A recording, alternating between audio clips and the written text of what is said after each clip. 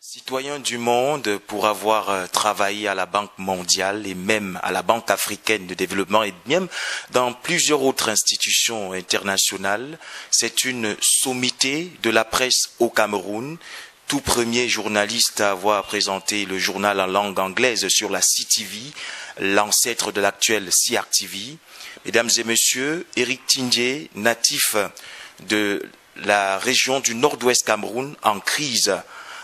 Ces moments, une crise sociopolitique à la clé, avec à la clé de milliers de déplacés et même des centaines, plusieurs centaines de morts, mesdames et messieurs. Avec lui, nous en parlons ce jour. Bienvenue. Eric Tindjé, bonjour. Bonjour, Boris. Merci de nous accueillir dans votre demeure. Non, merci, c'est le plaisir tout pour moi. À Yaoundé.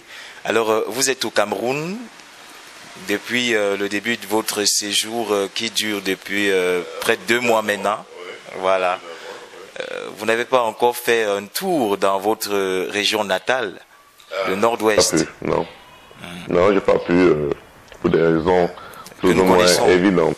L'actualité est justement la crise anglophone qui dure déjà maintenant 3 ans, bientôt 3 ans que ça dure. Et on a encore en mémoire votre lettre adressée au chef de l'État, le président Paul Biya, il y a de cela 1 an, mois pour mois, parce que c'était en juin 2018.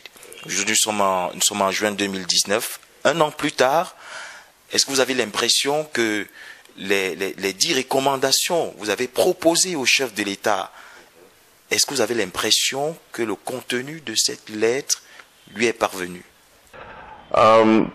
D'abord, je ne l'appellerai pas crise anglophone. Je crois que c'est une erreur du départ et continuer à entretenir cette idée d'une crise qui existe ailleurs, donc crise anglophone, d'abord donne l'impression que c'est une crise qui n'a pas d'impact que dans une partie, n'est-ce pas, du pays. C'est une crise qui est séparée donc de la réalité des autres.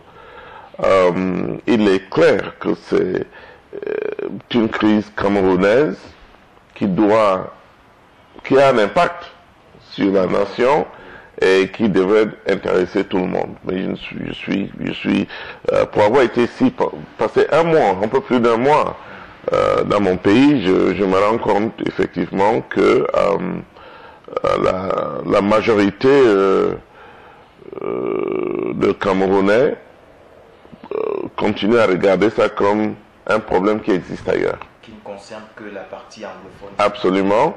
Et donc, qui permettent au gouvernement de résoudre ça de la manière, peut-être la seule manière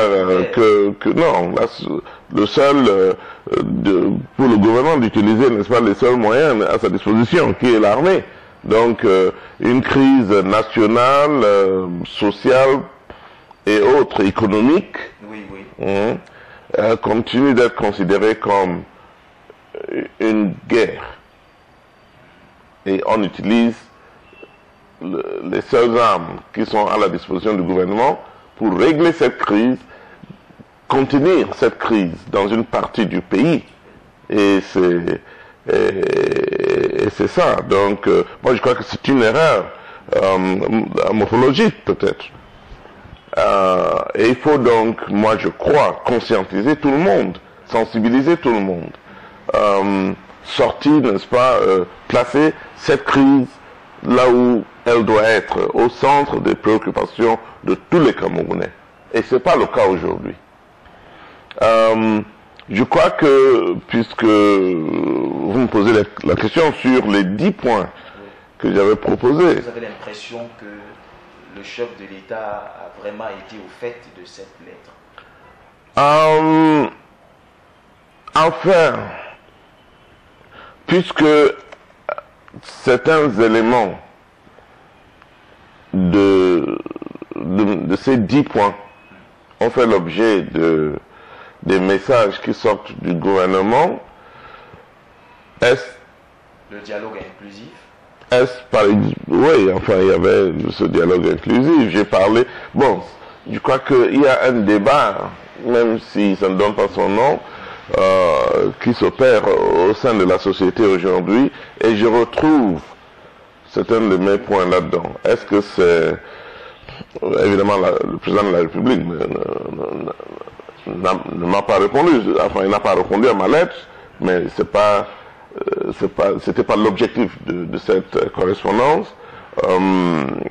L'objectif, c'était de porter à sa connaissance ou à la connaissance du gouvernement mes idées à moi, parce que je suis sûr qu'il y a d'autres personnes qui font exactement la même chose. Et le chef d'État, lui, n'est pas là à répondre à tout le monde. N'est-ce pas, il réunit tous ces éléments et il essaie de voir et faire la synthèse. J'imagine peut-être que ma lettre fait partie de ces éléments-là. Alors ça va faire 1 an. Oui. Est-ce que vous avez l'impression, au vu de ce qui se passe sur le terrain, parce que la situation va de mal en pire, Oui. on compte Le premier point que j'avais évoqué dans cette correspondance, c'était que qu'on retire l'armée du champ de ce théâtre de guerre et remplacer l'armée avec la police. Ça change complètement la donne. L'armée, c'est pour la guerre, la police, c'est pour l'ordre public. Même dans la manière de communiquer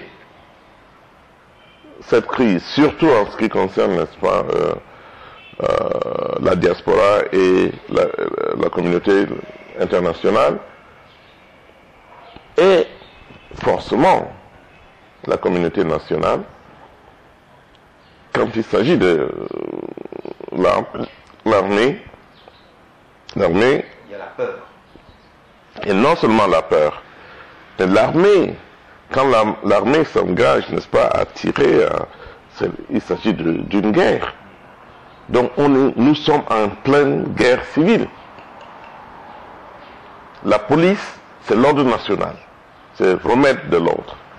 Donc ça articule les messages, n'est-ce pas, qui sortent d'une telle situation.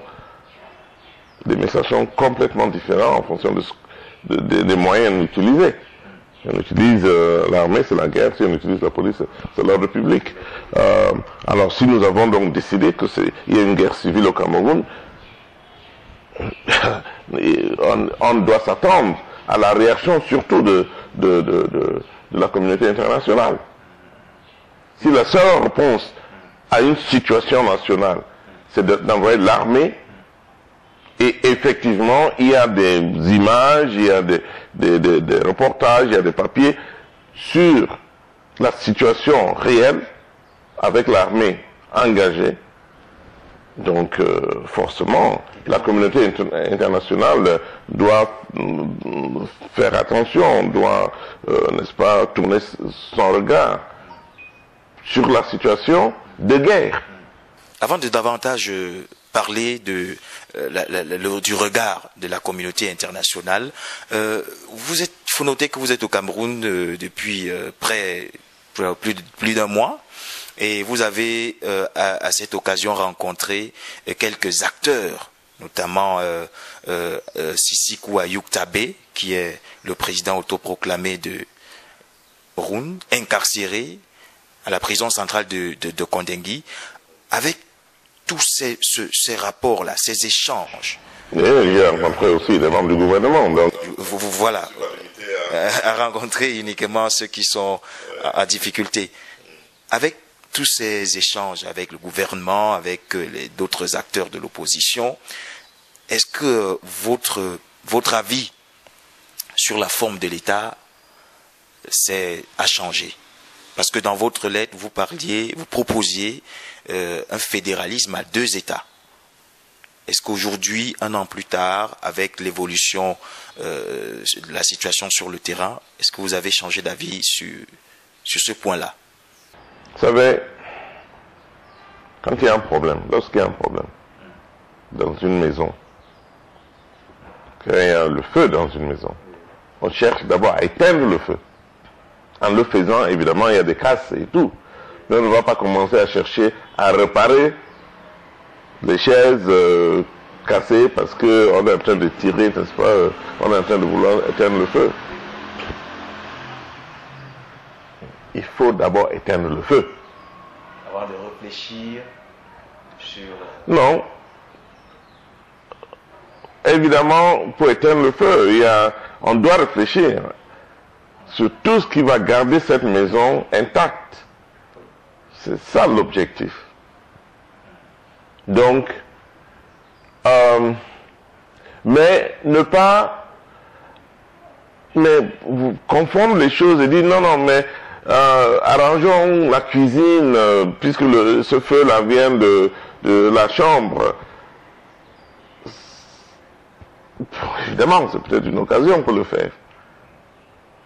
Mais je crois que l'essentiel, d'abord, c'est d'éteindre le feu. Parce que sinon, ça risque, n'est-ce pas, d'embrasser le reste de l'édifice. Justement, en parlant d'éteindre le feu, oui. Alors, moi j'ai regardé, je me suis posé énormément de questions avant de faire mes propositions au président de la République. J'ai dit bien, ce problème a commencé avec la Constitution de 61.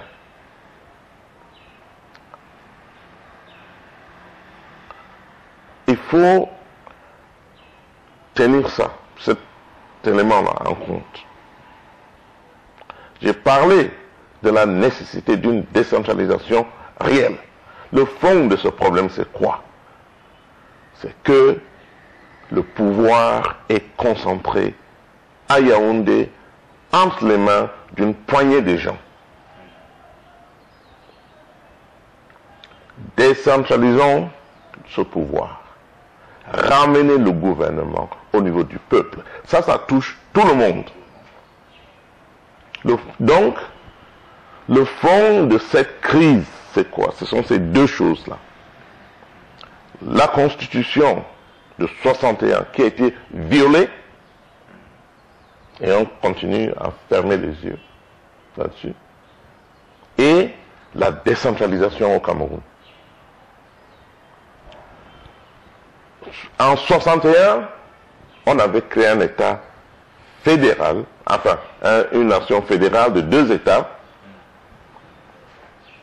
et c'était clair dans cette constitution, il y avait un article dans cette constitution qui ne devait jamais changer, inviolable. C'était l'existence de 2 États. Ils l'ont mis dedans pour protéger les droits d'une minorité. Ils avaient bien étudié cette situation. Les populations des... Il y a plusieurs minorités au Cameroun, mais en négociant la réunification des 2 Camerouns qui existaient, ce qu'on appelle aujourd'hui le Cameroun, ce qui était donc le West Cameroun, le Cameroun occidental et le Cameroun oriental, en négociant donc les termes de réunification, il était clair qu'avec 20% de la population, il fallait trouver le moyen de protéger cette communauté, qui était donc des anglophones. La source de cette crise, c'est ça. Depuis 61, il existait déjà des sécessionnistes. Donc, enfin, je dis sécessionnistes, c'est un mot. Des indignés, des gens qui étaient opposés à l'unification. Il y avait un groupe de personnes qui étaient opposées à l'unification. C'est tout à fait normal. Ce groupe existait, leur nombre, a augmenté, mais il restait toujours une infime minorité. Parce que on pouvait faire allusion à un référendum dont on a posé la question à la population, les gens ont répondu. Même si ces mêmes personnes se plaignaient du fait que c'était un référendum national où la majorité était francophone. En 84, sans référendum, avec la signature d'un individu, qu'il soit président de la République ou pas, on a changé la situation. Ce n'était plus la République unie du Cameroun, on s'est retrouvé avec la République du Cameroun, le nom du pays qui existait avant la réunification. Donc, pour beaucoup, en fait, en 84, c'était le début de cette crise. En 84, beaucoup d'anglophones disent aujourd'hui, mais ils nous ont exclus, ou ils se sont exclus, n'est-ce pas, de la République unie. Donc, en 84, on est rentré à un pays qui existait en 1960, le 1er janvier, que la France avait créé de toutes pièces. C'est pour ça que les anglophones se plaignaient. Que, le processus d'assimilation était complété en 84. C'est en 84 donc que le nombre de, soi-disant, sécessionnistes s'est augmenté. A augmenté encore. Alors, une fois de plus, les gens ils n'étaient pas contents et tout, mais le nombre de ces sécessionnistes était minoritaire toujours. Mais ils continuaient à se plaindre. On les entendait. Ils posaient le problème de cette minorité. C'est finalement en 2017, 2016 d'abord, quand la situation dans nos écoles, parce que la différence entre les deux cultures se fait sentir le plus dans le système d'école, éducation et justice. Et c'est donc en 2016 que les avocats d'un côté et les enseignants de l'autre se sont levés pour dire non, enough is enough. C'est trop, c'est trop. Vous faites savoir dans votre... Et la réponse du gouvernement, le gouvernement a commencé à négocier. Qu'est-ce qu'on peut faire de mieux? Qui était louable. Mais malheureusement, quelques responsables du gouvernement, je parlais tantôt d'une poignée de gens, ont décidé que non, ils allaient mettre fin à tout ça, toute négociation. Disant qu'il n'y a pas de problème anglophone, on se rappelle des... On va mettre fin à ça, et qu'est-ce qu'ils ont fait? Ils ont déclaré les leaders de ces avocats d'un côté et de ces enseignants de l'autre. On a décidé qu'ils sont des terroristes. On les a arrêtés, on les a incarcérés pendant des mois et des mois. Il y a eu, et puis ceux qui continuent à manifester, on les a embarqués aussi, et ils continuent, écoués dans nos prisons à travers le pays, et ils y sont toujours. Voyez, j'invite tout Camerounais, mettez-vous à la place de ces anglophones, et posez-vous la question, est-ce normal? Ces responsables qui nous ont emmenés en guerre sont toujours là.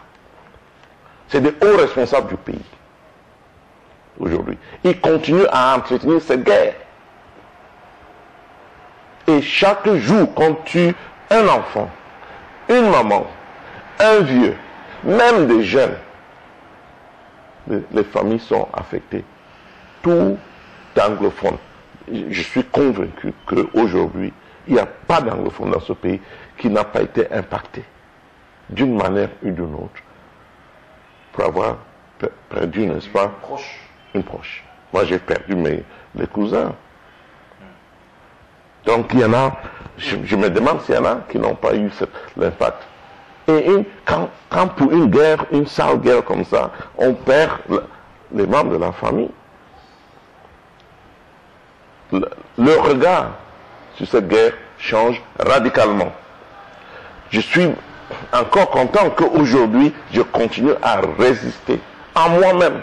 Je me fais violence aujourd'hui pour résister toute idée de soutenir, n'est-ce pas, la séparation. Je me bats toujours pour un Cameroun uni. Mais croyez-moi, il faut me croire, la plupart d'anglophones dans ce pays ne veulent plus de cette union. Oui. Ne veulent plus de cette union. Vous n'avez qu'à faire un sondage ou organiser un référendum. Ils vont partir. Puisque là, mes amis à qui je parle, qu'ils soient à l'intérieur du pays comme à l'extérieur, le langage que j'entends, c'est « Oh non, on est déjà parti, vous parlez même de quoi ?» Je suis devenu, moi, une minorité. Je fais partie d'une minorité parmi ces gens-là qui continuent à croire que l'unification, c'est un must. On doit absolument préserver cette... Comme d'avant l'arrivée des Français et des Anglais, comme pendant... C'est pas un argument. Oui. Je me suis rendu compte. Moi, j'ai donné cet argument. Mais les gens ne regardent plus ça. Même dans mes déclarations, même dans des interviews, surtout parce que la communication aujourd'hui, c'est surtout sur les réseaux sociaux. Et malheureusement, c'est là où le gouvernement est le plus absent. Tout ce qui se passe dans les réseaux sociaux, je peux vous défier, je suis sûr. C'est là où on voit les deux mondes séparés. Oui, oui. Il y a déjà séparation. Ce que les anglophones, ici, dans le pays, et à l'extérieur, ce qu'ils lisent tous les jours, est complètement différent de ce que lisent les francophones. À part, évidemment, les images de guerre que quelques-uns voient de temps en temps. Justement, au sujet de la guerre, avec la crise, dans votre lettre, l'année dernière, vous me faisiez savoir que le chef de l'État reste la bonne personne, et en même de vraiment mettre fin à cette crise et de ramener la paix dans les zones anglophones. Je suis convaincu que le chef de l'État reste la seule personne capable de mettre fin à cette guerre. Le président Biya peut le faire en une semaine. Comment? En respectant les 10 propositions de l'année dernière? Je crois que s'il fait une sortie pour reconnaître le problème, dit qu'effectivement il y a un problème, mais on va chercher à résoudre ce problème dans un contexte qui n'est plus le contexte de 61. On va chercher à résoudre ce problème dans un contexte moderne, actualisé, le contexte d'aujourd'hui. Et en même temps peut-être résoudre quelques problèmes qui continuent à exister. Le problème de l'éloignement du gouvernement, du peuple. C'est un problème réel. Ça ne s'applique pas. Donc, la décentralisation effective. La décentralisation effective. C'est de ça qu'il s'agit. Mais, c'est pas un ministre qui va dire, et puis un autre qui vient dire le contraire. C'est pas même le premier ministre qui parle, et un ministre se permet de dire le contraire. En fait, ça laisse le peuple dans le... C'est la confusion que ça sème, aussi bien à l'intérieur qu'à l'extérieur. En fait, les sécessionnistes utilisent ça pour dire, voilà, on vous avait dit, ils n'arrivent même pas à s'entendre. Il y a un déficit de confiance en ce gouvernement, à l'extérieur et de plus en plus dans la partie anglophone. Alors, vous avez évoqué tout à l'heure le regard très préoccupé de la communauté internationale. On a écouté la sortie du Parlement de l'Union européenne. Il y a même la sortie des Nations Unies qui se préoccupent de plus en plus de la situation au Cameroun. Et vous qui maîtriser vraiment ces institutions internationales pour avoir travaillé avec plusieurs d'entre elles. Est-ce que vous pensez que l'immixtion de ces institutions-là, l'ONU, dans cette affaire au Cameroun, sera une bonne chose pour le pays quand on a des cas comme la Libye, la Côte d'Ivoire, où des puissances étrangères ont intervenu dans ces pays et par après, c'était l'irréparable.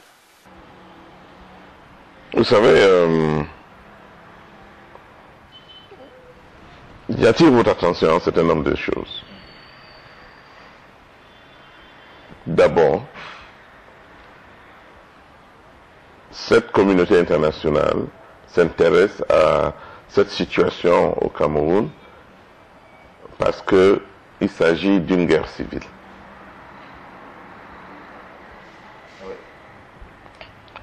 La communauté internationale s'est intéressée à la situation au nord du pays, mais ils rentrent pour aider le gouvernement camerounais. La même chose à l'Est. Les Américains sont entrés avec des équipements, avec des soldats et tout pour nous aider, parce qu'il s'agit d'une agression qui vient de l'extérieur, que ce soit au nord ou à l'est. Mais dans la partie anglophone du pays, la situation est interne. La situation est interne et il s'agit, n'est-ce pas, d'une armée qui tue ses propres citoyens.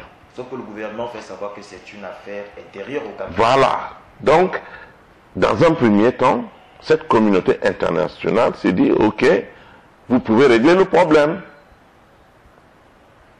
Non pas, personne n'a parlé de cette situation pendant plus d'un an ou deux, depuis 2016.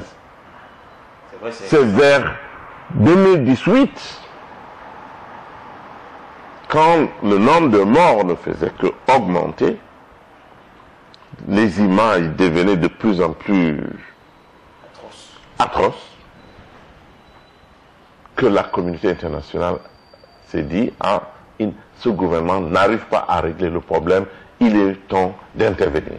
Mais jusqu'où peut aller cette intervention de manière à laisser la souveraineté du Cameroun inviolable? Vous savez, vous pouvez rester là et parler de souveraineté quand il y a des morts qui passent de 10 à 100, à 1000, à 2000 et continuent à croître. Vous pouvez parler de ça. La communauté internationale a une responsabilité quand même de diminuer le nombre de morts, d'arrêter, de tout faire pour arrêter, n'est-ce pas, cette situation. Mais regardez, ils interviennent seulement du côté humanitaire. Humanitaire. Quand il y a des morts, des déplacés, l'absence de l'accès au traitement, à la nourriture, et ainsi de suite. C'est là. Ils entrent dans ces pays-là en utilisant, n'est-ce pas, la voie humanitaire. Alors, si vous créez chez vous une situation aggravante, humanitaire, évidemment, vous attirez l'attention de la communauté internationale. Sauf qu'il y a des ONG qui en appellent à l'intervention du Conseil de sécurité. La communauté internationale, c'est la communauté internationale. C'est les ONG, c'est les pays, donc du côté bilatéral, c'est des organisations internationales, donc du côté multilatéral. Donc l'intervention doit venir ça peut venir de tout part, de cette communauté internationale, comme je dis bien, et multilatérale comme bilatérale. Et quand il s'agit donc du collectif, c'est les Nations Unies. Quand il s'agit peut-être d'une intervention spécifique, ça peut être une ONG internationale. Donc, écoutez, soyons quand même, réfléchissons avant de poser des actes. Si vous créez des situations, aujourd'hui c'est la confusion totale dans la partie anglophone. Il y a l'armée qui est là, des comptes. Donc c'est la confusion totale. On ne sait plus qui fait quoi. Qui brûle les hôpitaux. Qui brûle les villages. Qui tue qui. C'est la confusion totale et malheureusement, c'est l'armée et le gouvernement qui endorsent la responsabilité d'un côté et les embats de l'autre. Malheureusement. Alors souvent vous Héritier, jusqu'où est-ce que la communauté internationale qui est appelée, que ce soit pour le dialogue inclusif ou alors pour l'assistance humanitaire en zone anglophone, jusqu'où est-ce qu'elle peut aller de manière à préserver l'intégrité du pays, la souveraineté du pays souvent. La communauté internationale n'a jamais et ne pourront jamais parler de la sécession. Jamais. C'est ça, l'ingérence. S'ils arrivent à toucher, n'est-ce pas, à la constitution qui a unifié, donc, qui a créé ce pays, le jour où ils commencent à dire, il faut absolument une force d'interposition pour séparer les deux, ça change tout. Mais ils ne peuvent pas, c'est pas pour demain qu'ils vont arriver à ça. Évidemment, si les tueries continuent, à un moment donné, ils peuvent commencer à parler donc de cette force d'interposition, comme ils ont fait en Côte d'Ivoire, une zone tampon, qui peut aboutir, n'est-ce pas, à la séparation définitive des deux parties. Mais on doit tout faire pour éviter cela. Et c'est pas pour demain que la communauté internationale, c'est pas pour demain qu'ils vont le faire. Donc moi je ne suis continué à parler de comme notre Assemblée nationale qui est restée muette depuis le début de cette crise se lève. Ma déception est totale en ce qui concerne, n'est-ce pas, les représentants du peuple. Je ne sais pas s'ils représentent seulement une partie du peuple. Mais l'anglophone dans ce pays ne se sent pas représenté par l'Assemblée nationale de M. Cavaillé ou de M. Nyat. Mais il y a des parlementaires anglophones parmi. Mais pourquoi ils représentent tout le peuple. M. Nyat ne représente pas les gens de Banganté ou M. Cavaillé, les gens du Nord. Il est le représentant du peuple. Alors si lui il a décidé que ce peuple-là n'inclut pas les anglophones, donc il donne raison aux anglophones qui disent qu'ils ne se sentent pas représentés ici. Prenons le temps de réfléchir un peu avant de poser des actes ou avant de dire des choses. Imaginez-vous que le gouvernement envoie l'armée tirer sur les gens du littoral ou les gens d'Abomban ou n'importe quelle autre partie de ce pays. Et l'Assemblée nationale n'en parle pas pendant 3 ans. Vous trouvez ça normal?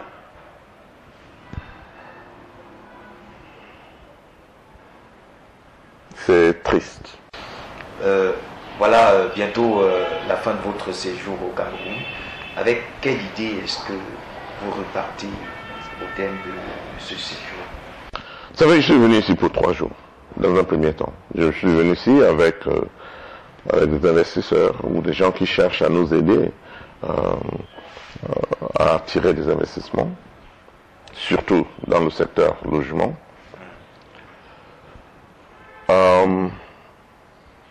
Et Dieu merci, ça s'est bien passé parce que moi j'étais venu pour les aider parce que très souvent quand on envoie des investisseurs ici, ils repartent après quelques semaines ou quelques mois complètement déçus. Donc cette fois-ci je me suis dit je viens moi-même, je vais essayer de les accompagner. C'est chose faite aujourd'hui. Je crois que les échanges évoluent très très bien. Puisqu'il s'agit de domaine foncier, ils sont avec le crédit foncier et je crois que tout se passe très très bien.